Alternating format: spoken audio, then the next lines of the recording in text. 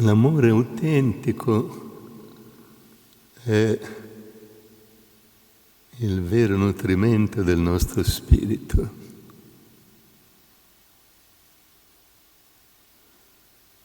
Senza questo amore si può dire che il nostro spirito non è ancora nato.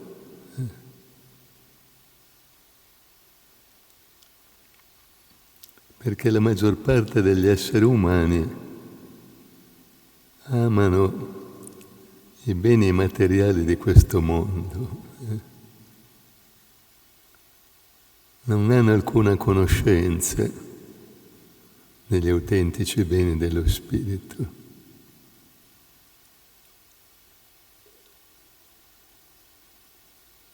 È il Maestro che ci rivela l'autentico amore,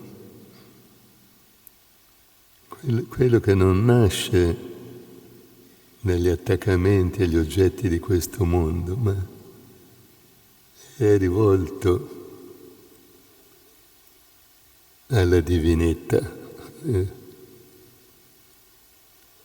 è il Dio che è ovunque, è il Dio che è dentro ogni essere umano. È il Dio che è l'origine, lo scopo e la meta nel viaggio dello spirito.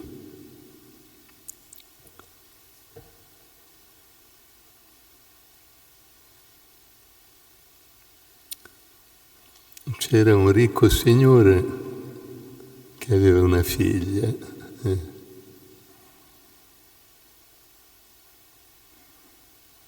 Questa figlia aveva 2 pretendenti, 2 giovani che ambivano a sposarla. Il padre li volle mettere alla prova.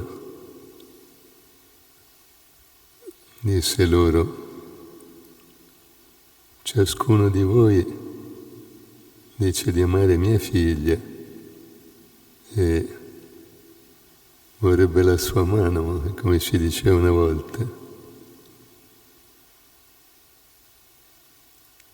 Ma non può sposarvi tutte e 2.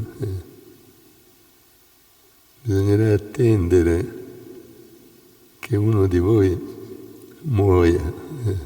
Allora potrà sposare quell'altro.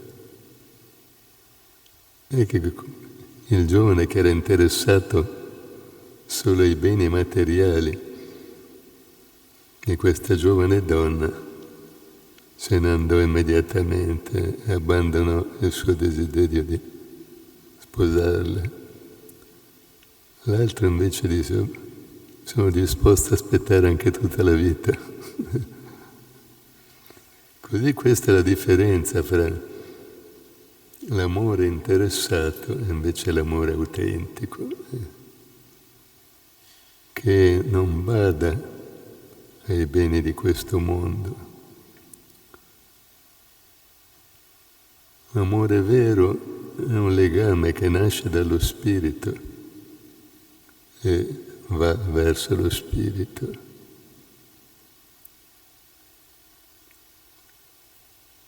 Ma per l'amore autentico, chi ama veramente è disposto a perdonare qualunque errore, qualunque offesa abbia ricevuto.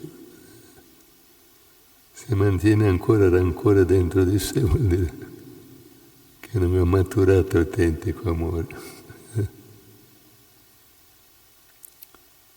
C'era una capinera, aveva fatto il suo nido su un albero e aveva i suoi piccoli. Ecco che un bambino, a volte questo accadeva, vide questo nido e lo distrusse. Questa capinera era disperata.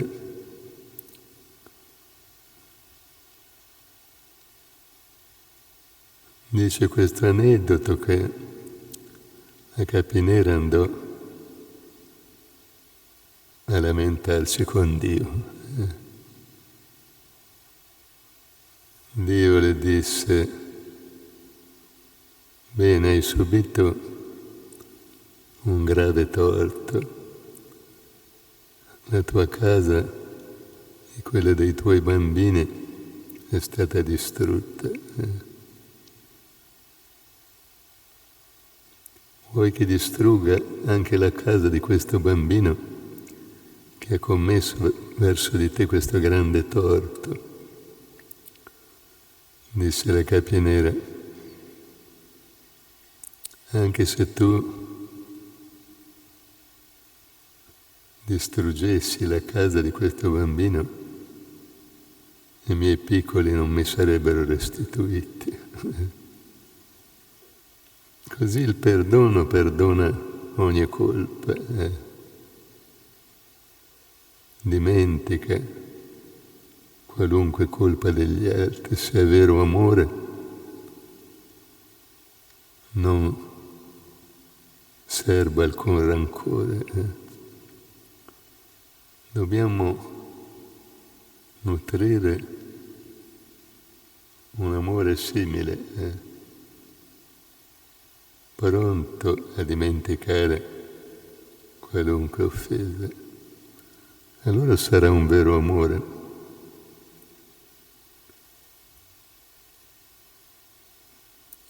Ma l'amore ci fa dimenticare noi stessi. Vediamo più gli altri di quanto vediamo noi stessi. Il vero amore ci fa amare più gli altri. Una cosa è amare gli altri come amiamo noi stessi. Una cosa ancora maggiore è amarli più di noi stessi.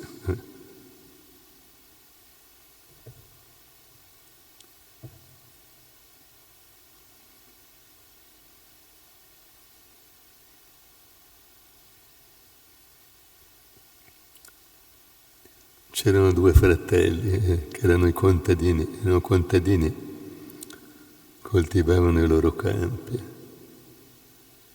Ecco, uno di questi due fratelli aveva famiglia, l'altro invece era scapolo, viveva da solo.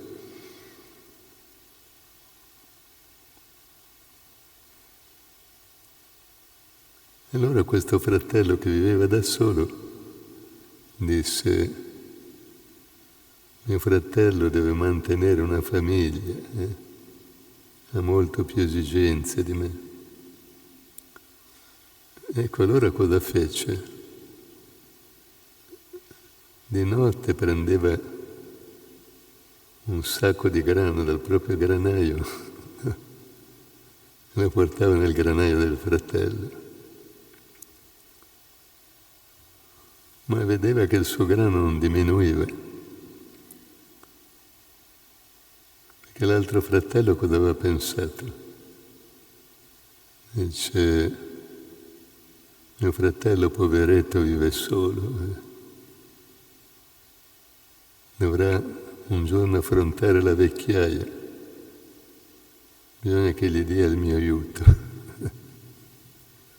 Così alla notte prendeva un sacco di grano e lo portava nel granaio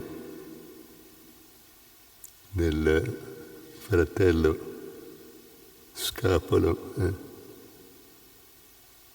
Così il grano non diminuiva mai.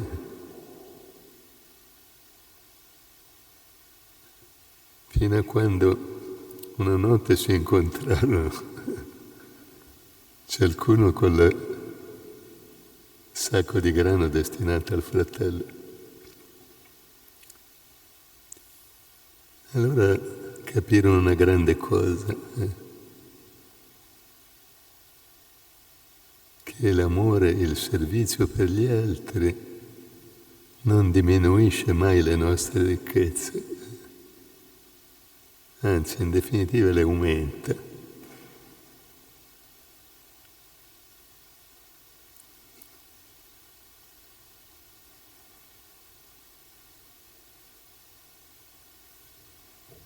Diceva il grande maestro Kirpa Singh, se voi fate un po' i conti alla fine dell'anno, vi accorgerete che avete ricevuto più benefici di quelli che avete dato. Così l'altruismo rende veramente ricchi, rende la nostra vita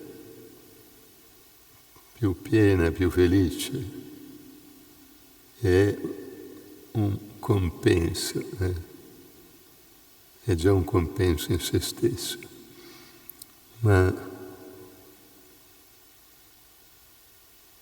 il potere di Maestro, il potere di Dio ci dona sempre di più di quello che abbiamo dato.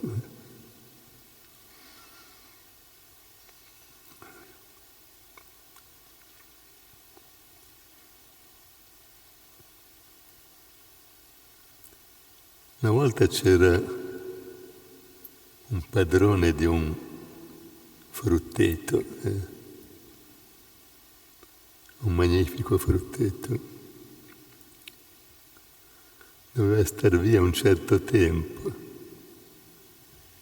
E allora cosa fece?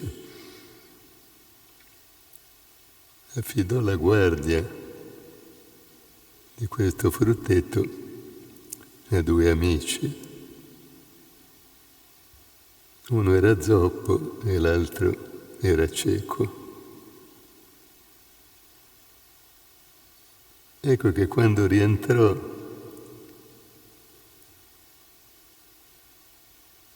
vide che la frutta di questo frutteto era molto diminuita. Allora chiamò questi due guardiani. Disse: avete forse preso di questa frutta?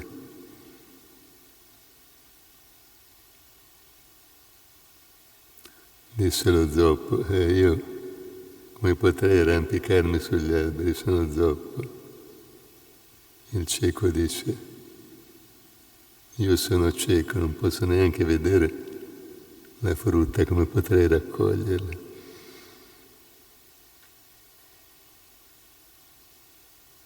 Ma in realtà cos'era successo? Il cieco prendeva in groppa sulle sue spalle lo zoppo coglieva la frutta. Così se anche due ladri possono trarre un grande beneficio mettendosi insieme,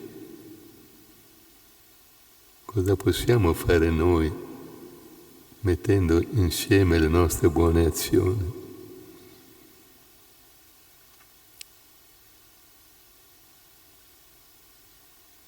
Così anche il centro dell'uomo prospera e si espande proprio mettendo insieme il lavoro altruistico di tutti. Quando c'è la concordia, quando c'è l'amore, quando il proprio servizio viene messo a favore, viene usato a favore dei fratelli, tutto procede felicemente, beatamente. E le comunità vanno avanti nel tempo, si espandono.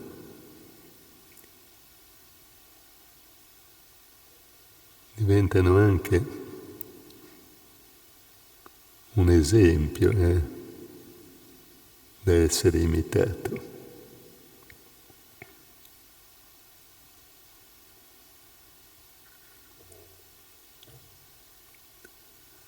una vera comunità di autentici fratelli, quindi deve essere basata unicamente sul servizio.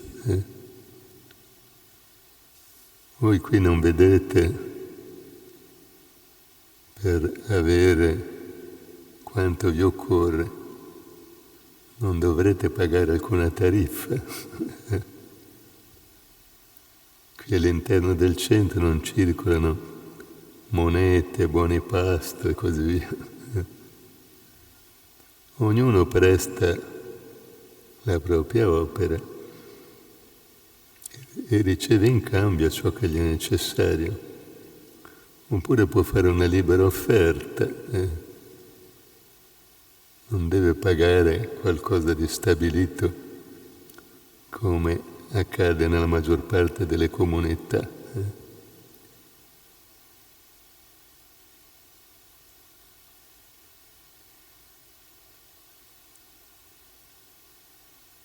Eppure attraverso il tempo abbiamo avuto sempre tutto quello di cui abbiamo bisogno.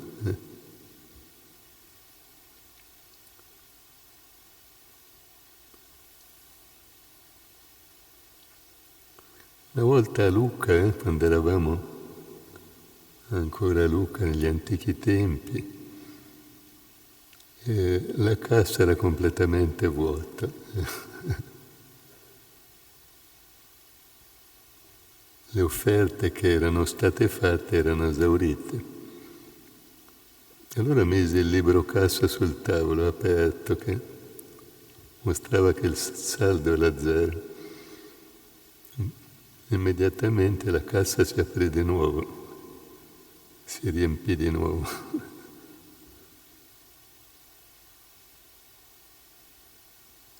E potemmo continuare a procedere allegramente.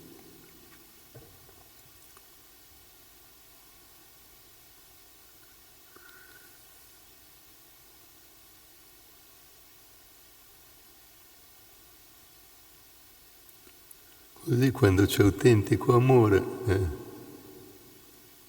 c'è anche vero servizio altruistico. E dare diventa una gioia. Prestare il proprio servizio diventa un compenso già per se stesso.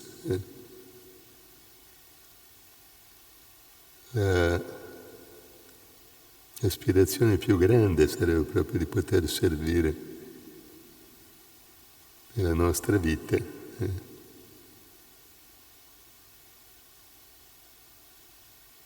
nel Maestro e la sua causa. Tutti quanti vorrebbero abbandonare i propri impegni e poter servire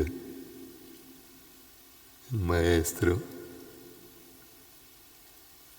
completamente.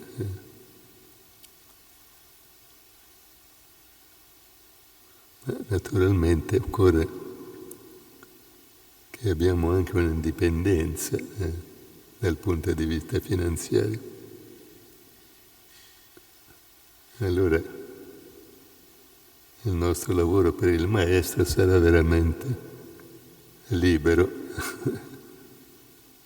da qualunque desiderio di ritorno, di avere qualche cosa in cambio.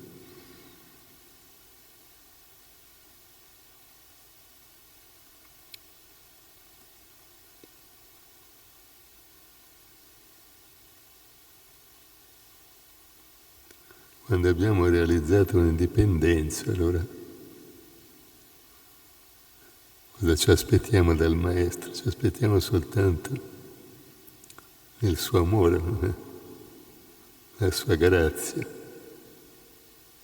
il compenso che deriva appunto da far parte della sua comunità. E allora la nostra vita scorrerà veramente felicemente, beatamente.